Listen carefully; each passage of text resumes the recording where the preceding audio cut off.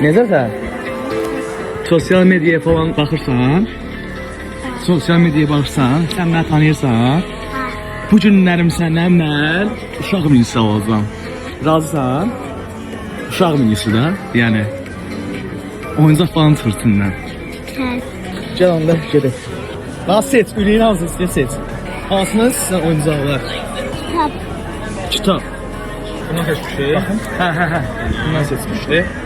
Ödəndi. Oyuncağı niyə sən kitap seçdin?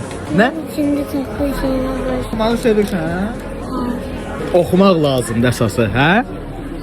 Oxuyursan belə yoxsa? Okuyorum. Gündəlik nə qədər qazanırsan? Yüzüm bana. Nə qədər? Yüzüm bana. Sağ dəstək olun, çox xahiş edirəm. Buyur. Dəqiq başqa bizdən bir istəyin yoxdur. Yok. Sizi şəhərdə gördüm, heç video çəkməsə belə yaxınlaş yaxşı. Biz sən qardaşlarınız. Öpürəm sən balaca.